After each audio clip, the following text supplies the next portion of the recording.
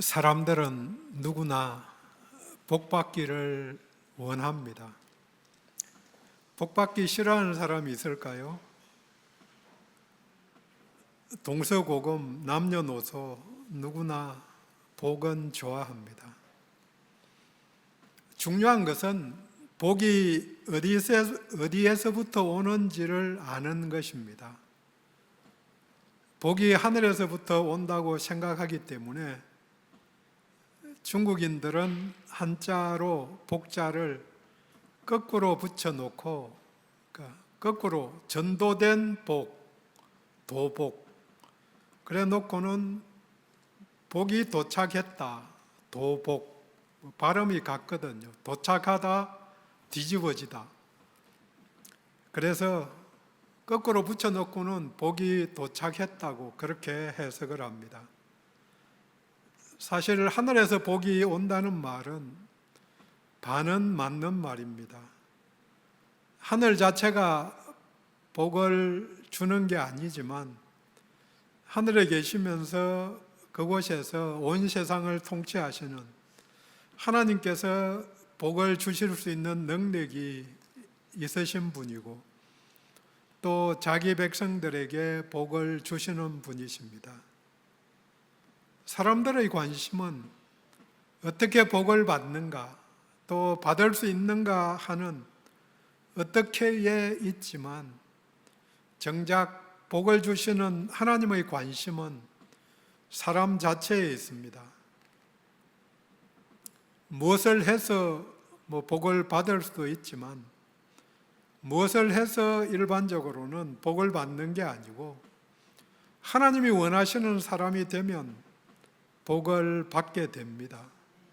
당연히 자녀가 되면 부모로부터 받게 되는 복도 있고 상속도 있게 되듯이 받게 되는 복이 있습니다.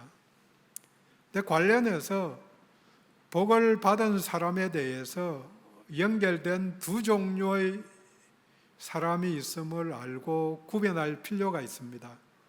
바로 복을 받는 사람, 복 받은 사람하고 복이 있는 사람입니다. 복을 받은 사람이 되는 것도 귀하지만 한 걸음 더 나아가 복이 있는 사람이 되는 게 더 귀한 일입니다. 하나님이 아브라함을 부르시며 하신 말씀이 창세기 12장 2절부터인데요. 내가 네게 복을 주어 너는 복이 될지라. 하나님이 복을 주시면서 복을 주겠다. 그 다음에 너는 복이다. 이렇게 선언을 하신 거죠. 복을 받은 자가 되고 또 더 나가서 아브라함 자신이 복이 되는 은혜, 곧 복을 나누어 줄 수 있는 자가 되는 은혜를 주신 것입니다. 그러면은 아브라함 근처에 있으면은 그 혜택을 같이 얻는 거죠. 왜? 복이니까. 아브라함만 보고 있으면 뭔가 복이 굴러오는 거니까. 물론 거기에 자신의 삶과 행실도 들어가지만 우리 모두 곧 성도들은 아브라함처럼 믿음으로 말미암아 복받은 사람인 동시에 복이 있는 사람입니다. 주신 복을 받은 자는 받은 복을 소유한 사람입니다. 그 단계를 지나서 복 있는 사람이 되었다는 것은 받은 복을 나누는 자가 되었다는 것을 의미합니다. 당연히 복을 주시는 주체는 하나님이십니다. 그러니까 우리는 받아 누리기만 할 수 있습니다. 여기서 내가 복이 되면 내가 받은 것을 나누어 줄 수 있습니다. 우리가 잘 아는 시편 1편이 그 시작이 복 있는 자는 그렇게 하고 시작합니다. 그 내용이 악인의 길을 따르지 않고 그게 먼저 나옵니다만 해야 할 일은 오직 여호와의 율법을 즐거워하여 그의 율법을 주야로 묵상하는도다. 복 있는 사람의 특징이 하나님의 말씀을 즐거워하고 항상 읊조리는 사람입니다. 묵상하다는 말이 원래 그 단어의 뜻이 그냥 우리가 생각하듯이 머리로 계속 생각하는 것도 포함되지만 읊조리는 것입니다. 말로, 입으로 말할 때에 그 말이 능력이 있거든요. 하나님의 말씀이 하나님의 마음속에 있을 때는 우리에게 전혀 영향이 없지만 그 말씀이 입에서 나오는 순간 역사하는 거죠. 능력이 있고 우리의 말들도 입에서 나올 때에 중요한 역할을 하는 거죠. 그래서 남들이라도 좋은 말 할 필요가 있는 거죠. 하나님 말씀을 즐거워하고 항상 읊조리는 사람. 즐거워하는 건 내적인 거지만 읊조리는 것은 외형적인 특징이죠. 근데 여기에 대한 6절이 마지막이고 결론인데 무릇 의인들의 길은 여호와께서 인정하시나.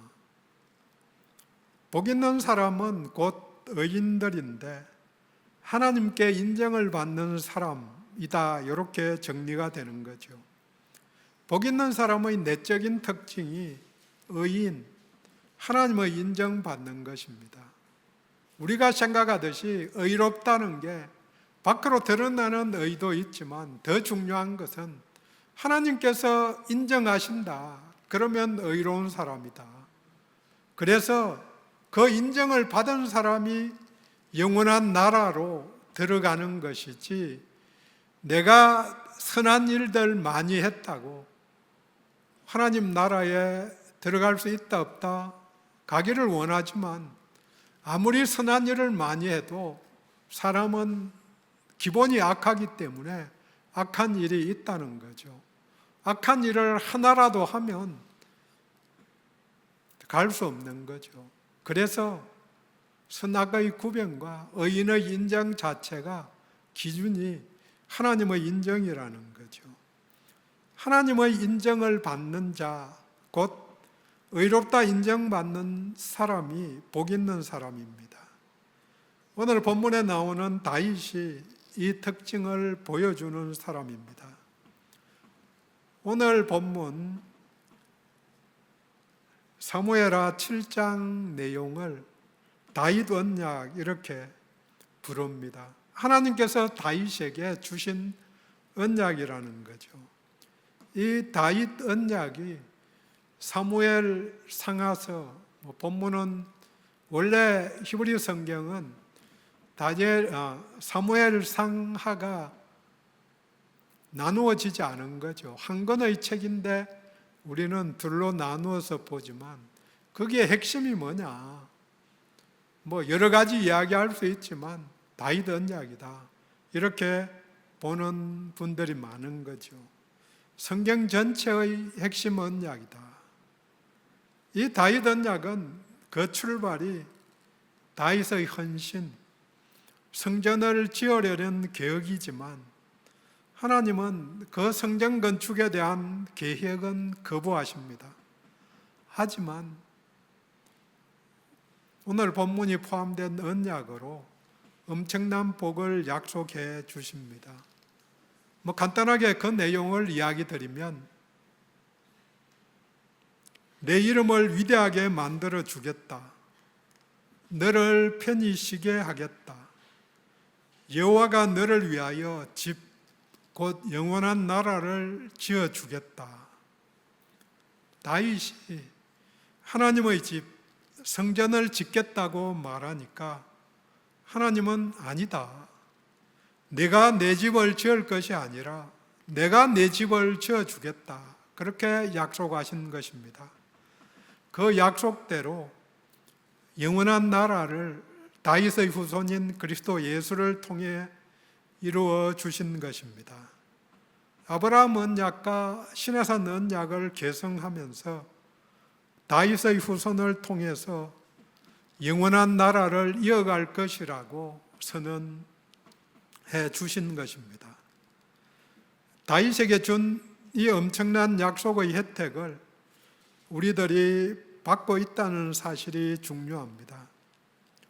사실 각자에게 현실이 이 복의 혜택이 내가 제대로 받고 있는가, 못 받고 있는 것 아닌 것, 못 받고 있는 것 같이 보일 수도 있지만, 또 다윗에게 한 이야기니까 나와 무관하다고 생각할 수도 있지만, 이 복이 이어져서 나에게, 우리들에게까지 주어졌다는 사실은 변함없는 진리입니다.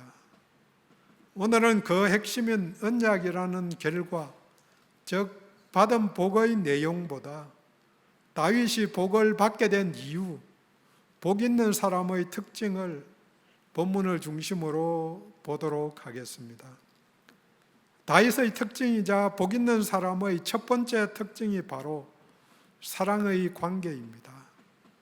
복의 주체이신 하나님과 친밀한 사랑의 관계가 바로 복입니다. 1절 말씀에 여호와께서 주의 모든 원수를 무찌르사 왕으로 궁에 평안히 살게 하신 때에, 전쟁도 없고 그래서 떠돌아다니지 않아도 되고 자기를 핍박하는 사람도 없고, 얼마 전까지만 해도, 몇 년 전까지만 해도 쫓겨다녔는데 어떻게 죽을까 걱정하면서 다녔는데, 지금은 그러지 않아도 되는 평안한 때, 왕궁에 정착해서 거주하며 지내던 때입니다. 그래서 다윗에게 평안한 때가 언제인가? 다윗 통치의 말기로 봅니다. 그리고 상황 자체가 평안한 때입니다. 평안할 때 무엇을 할까? 무엇을 해야 하나 하고 다윗이 생각을 합니다. 그래서 생각의 끝에 선지자 나단을 불러서 말합니다. 2절, 볼지어다 나는 백향목 궁에 살거늘 하나님의 궤는 휘장 가운데 있도다.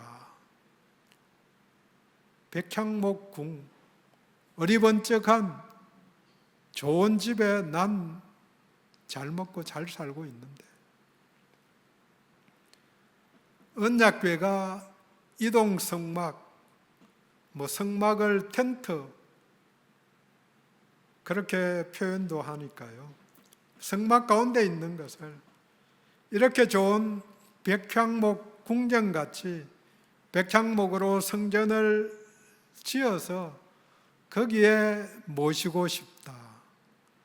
그 생각을 에둘러서 말한 것입니다. 모든 것이 안정되고 평안할 때 성전 건축을 했으면 한다고 하나님을 생각한 다윗입니다.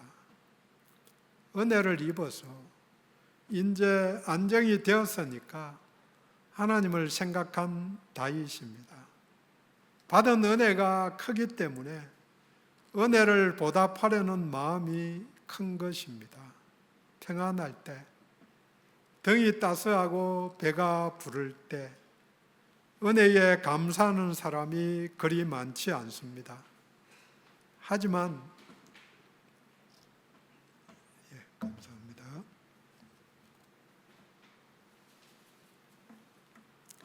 하나님을 생각하는 다윗입니다. 본문 앞에 6장은 언약궤를 예루살렘으로 옮기는 과정의 이야기입니다. 바알레 유다의 아비아달의 집에서 70년이나 있던 언약궤를 예루살렘의 다윗성으로 옮기기로 결정을 합니다. 문제는 레위인들이 메고 가야 하는데 좋은 수레를 만들어서 수레에 싣고 가다가 낙원의 타작마당에서 소가 날뛰자 웃사가 언약궤를 붙들었다가 하나님의 진노를 받아 죽습니다. 말씀에 순종하지 않았습니다. 그래서 예루살렘으로 옮기지 않고 근처 오벳에돔의 집에 3달 동안 머물게 됩니다. 이 3달 동안에 하나님이 오벳에돔의 집에 큰 복을 주십니다. 70년이나 모신 집에서 옮기다가 문제가 생긴 거죠. 그 집의 결말은 아들인 웃사가 죽음으로 끝이 나는데 3달 동안 모신 오벳에돔은 온 집과 소유에 복을 주셨다고 그렇게 짧게 성경은 본문 바로 앞장에서 6장에서 이야기합니다. 두 집 모두 하나님의 임재의 상징인 언약궤를 모셨는데 한 집은 무려 70년이나 모셨는데 또 한 집은 3달밖에 안 모셨는데 그 차이는 사랑과 순종의 차이라고 생각을 합니다. 예배를 함께 드려도 함께 봉사해도 동기가 다르니까 결과가 다를 수밖에 없습니다. 오벳에돔의 집이 복받았다는 소식을 들은 다윗이 다시 내려갑니다. 그리고는 이제는 객식을 맞추어서 언약궤를 메고 다윗성으로 옮깁니다. 그 뒤에 본문과 같이 다윗이 편안할 때 하나님을 생각하였듯이 하나님도 일상에서 다윗을 생각하십니다. 다윗에 대한 하나님의 평가가 사도행전 13장 22절에 나옵니다. 내가 이새의 아들 다윗을 만나니 내 마음에 맞는 사람이라 내 뜻을 다 이루리라 하시더니 하나님의 마음에 꼭 맞는 사람, 하나님의 인정을 받은 사람, 그래서 내 뜻을 다윗을 통해서 다 이루겠다 그렇게 말씀하신 거죠. 그러니까 다윗도 하나님을 생각하고 평안할 때 하나님도 다윗을 통해서 무슨 일을 할까 생각하는 게 딱 맞으니까 오늘 본문에서 그 일이 계기가 되어서 다윗 언약으로 축복을 하신 거죠. 다윗 언약과 같은 좋은 약속은 좋은 관계에서 나옵니다. 다윗이 헌신의 마음을 갖고 배려하는 마음이 있었기 때문에 이를 인정해서 복을 주셨습니다. 사랑 안에서 순종은 헌신을 낳습니다. 사랑 없는 순종은 맹종일 따름입니다. 또 순종이 없는 헌신은 자기 만족일 따름입니다. 일단 삶에서 기본이 사랑이 깔려 있어야 되는데 기초가 믿음의 기초는 예수 그리스도 신앙 고백이 되듯이 삶의 기초는 그 신앙 고백에 근거한 하나님의 사랑을 깨달은 사랑이 근거가 되어야 되는데 사랑이 없이 의무감으로 모든 일을 할 때가 더 많은 거죠. 그것도 중요하지만 기본이 사랑이 깔리고 거기에 순종이 들어가야 하는 거죠. 하나님의 말씀에 따라서 그 말씀대로 사는 것, 이게 순종이죠. 근데 하나님이 더 기뻐하시는 것은 한 발자국 더 나가서 헌신하기를. 하나님이 말씀하지 않았지만 물론 물어봐야 되지만 내가 자발적으로 자원제를 드리는 거죠. 의무적으로 제사를 드리기도 하지만 구약시대에 자원제, 하나님 내게 주신 이게 감사해서 나는 자발적으로 예배를 더 드려야 되겠네요. 이 헌신을 하나님이 더 기뻐하시는 거죠.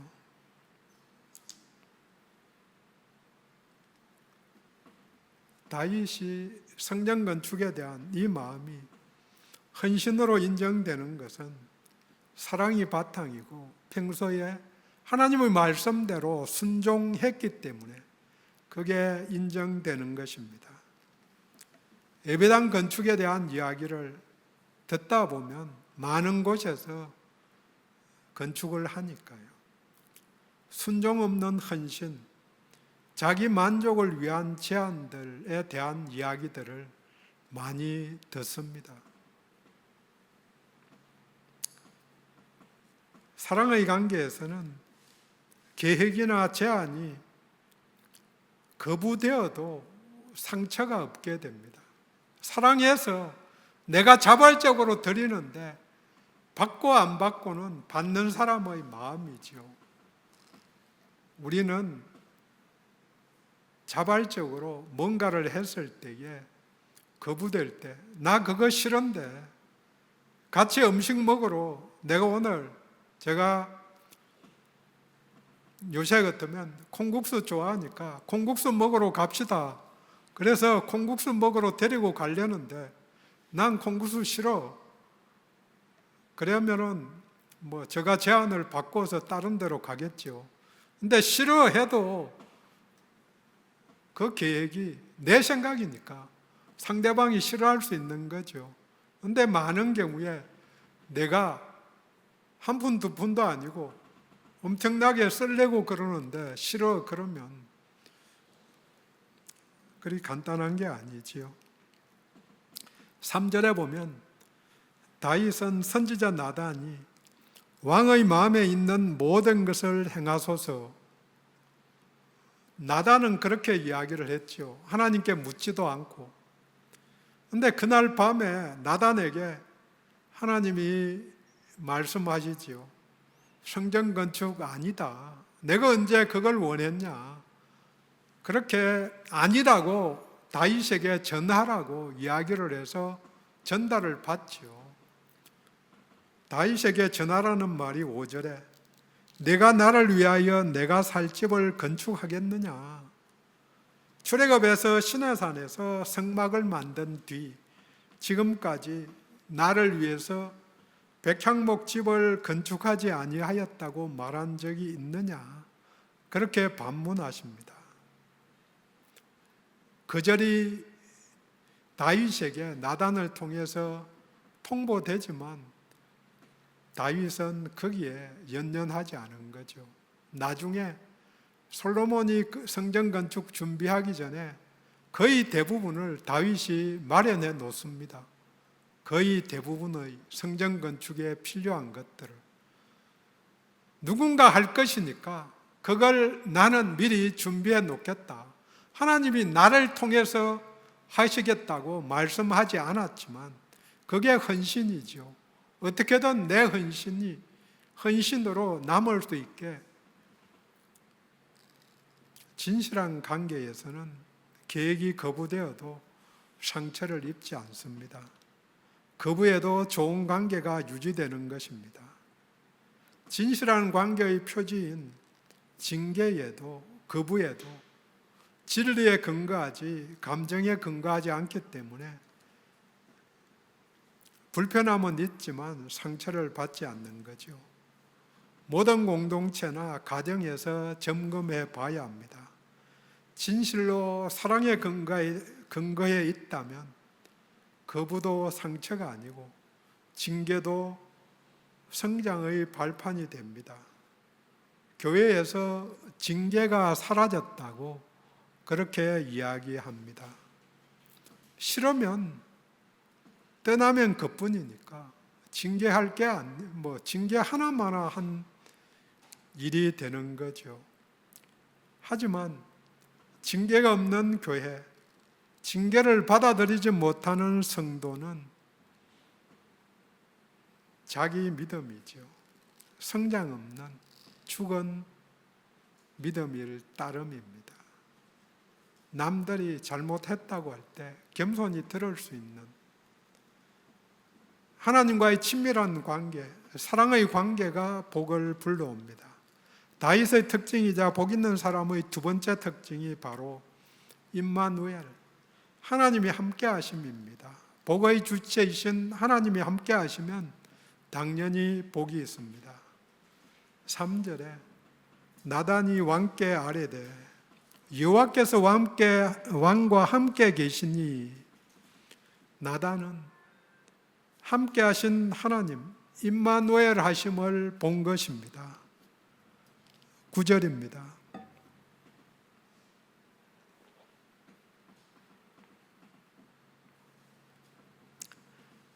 내가 가는 모든 곳에서 내가 너와 함께 있어 내 모든 원수를 내 앞에서 멸하였은즉 내가 너와 함께 있었다. 임마누엘 하시기 때문에 당연히 원수를 멸하고 전쟁에서 승리하게 됩니다. 언약궤이든 성막이든 나중에 성전이든 하나님이 함께 하신다는 임재의 상징이자 표지이지 그 자체가 하나님도 능력이 있는 것도 아닙니다. 하나님은 인간이 만든 건축물, 성전에 한정되시는 분이 아닙니다. 성전을 건축하고 솔로몬의 한 기도 내용이 옳습니다. 열왕기상 8장 27절에 하늘과 하늘들의 하늘이라도 주를 용납하지 못하겠거든 하물며 내가 건축한 이 성전이오리이까. 계속해서 솔로몬은 기도합니다. 이 성전을 향하여 주의 눈이 주야로 보시오며 기도를 들어주소서. 성전이 있는 쪽을 향하여 주께 기도하거든 주는 계시는 곳 하늘에서 그들의 기도와 간구를 들으시고 그들의 일을 돌아보시오며. 그렇게 사무엘이 어릴 때 엘리 제사장이 죽기 전에 언약궤를 들고 전쟁에 나가면 하나님이 함께 하시니까 승리할 것이라고 착각한 이스라엘은 블레셋과의 전쟁에 언약궤를 앞세우고 나갑니다. 그 결과 전쟁에서 패하고 언약궤는 빼앗기고 맙니다. 임마누엘, 하나님이 함께 하시면 당연히 승리합니다. 하지만 그것은 하나님의 뜻에 합당할 때 이루어 주시는 것이지 우리의 계획을 당연하게 이루어 주시는 분이 아니십니다. 다윗이 헌신적으로 하나님의 성전 짓기를 원하였는데 이것은 하나님의 뜻이 아니었습니다. 그래서 그 계획은 거부하십니다. 하지만 그 마음은 받으셔서 하나님이 복 주십니다. 11절 말미입니다. 여호와가 너를 위해 집을 짓고 하나님이 집을, 가문을, 나라를 세워주시겠다고 약속하십니다. 영원한 복, 위대한 이름, 영원한 나라, 견고한 왕위를 약속하십니다. 임마누엘, 하나님이 함께 하시면 복이 있습니다. 임마누엘은 우리 예수님의 또 다른 이름입니다. 마태복음 1장 23절에 보라, 처녀가 잉태하여 아들을 낳을 것이요 그 이름을 임마누엘이라 하리라 하셨으니 이를 번역한즉 하나님이 우리와 함께 계시다 함이라. 이사야서 7장 14절 예언의 적용입니다. 하나님이 나와 함께 하시고 또 내 안에 계심을 기억하면 복된 자로 살아갈 수 있습니다. 임마누엘이 능력입니다. 다윗의 특징이자 복 있는 사람의 세 번째 특징이 바로 아버지와 아들과의 관계가 형성되는 것입니다. 복의 주체이신 하나님의 자녀가 되면 복이 있습니다. 14절에 나는 그에게 아버지가 되고 그는 내게 아들이 되리니. 부자관계, 부모와 자녀의 관계가 복입니다. 이 땅에서 부모 잘 만난 것이 큰 복입니다. 다들 어려운 시기를 살아왔기 때문에 우리 나이 때에는, 그때는 잘 먹고 잘 하는 사람, 지금같이 잘 먹는 사람 마을에 한두 명 있을까 말까, 그런 시절을 다 살아왔던 거죠. 그렇지만 내가 이 자리에 이렇게 있은 게 부모 크게 하나님의 은혜로 인도하심 따라 된 것이 분명합니다만 부모님의 희생과 은혜 때문에 된 것도 맞지요. 그래서 큰 복이죠. 인생을 바꾸는 결정적인 만남들을 이야기합니다. 부모, 친구, 스승. 그런데 그 모든 것을 뒤엎을 수 있는 만남이 또 한 만남인 배우자와의 만남입니다. 하지만 그것까지 뒤엎을 수 있는 결정적인 만남이 우리 주 예수 그리스도와의 만남입니다. 예수 그리스도와의 만남을 통해서 이루어지는 것이 하나님이 아버지 되신다.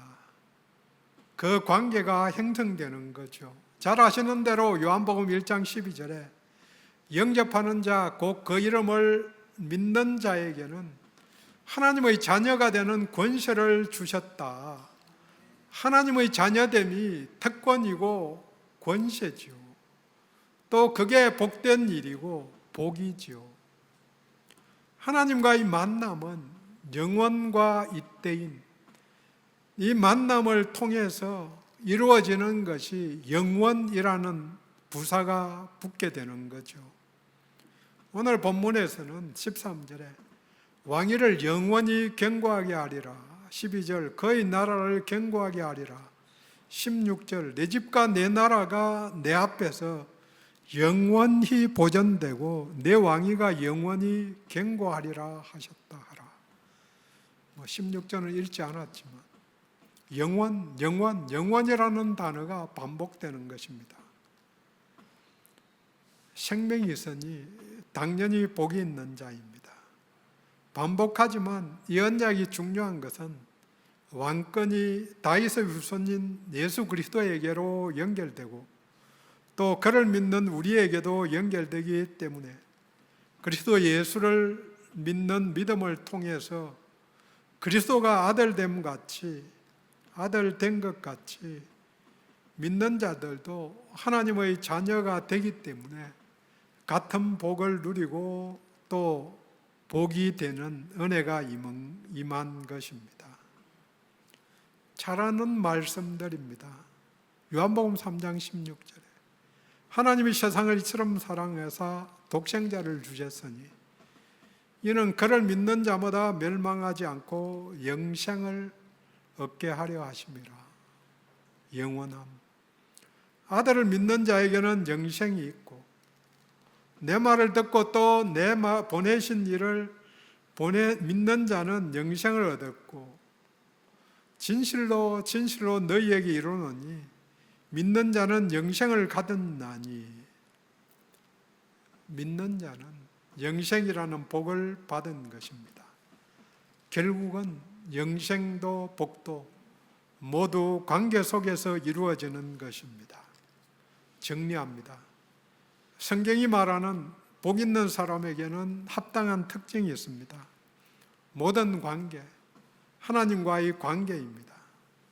다윗은 하나님과 사랑의 관계를 가졌습니다. 다윗은 하나님이 함께하는 사람이었습니다. 또 다윗은 후손이 하나님을 아버지로 부르는 하나님의 자녀가 되는 복을 받은 것입니다. 예수를 그리스도로 하나님의 아들로 인정해서 구세주와 나의 주님으로 믿는 자들 또한 복을 받은 자를 넘어서 복이 있는 자입니다. 이것은 하나님을 사랑하고 예수님을 사랑하기 때문입니다. 물론 예수님이 사랑하는 자이기 때문에 사랑의 관계가 형성된 것입니다. 또 임마누엘, 하나님이 함께하는 것은 예수를 그리스도로 영접한 자들에게 내주하시기 때문입니다. 마지막으로 하나님을 아버지로 부르는 부모 자식 간 사이가 되었기 때문에 복이 있는 자입니다. 당연히 자식들은 유산을 상속받게 됩니다. 그러니까 복받은 자입니다. 이 정체성이 우리들을 주의 길에서 벗어나지 않게 도와줍니다. 기도합니다.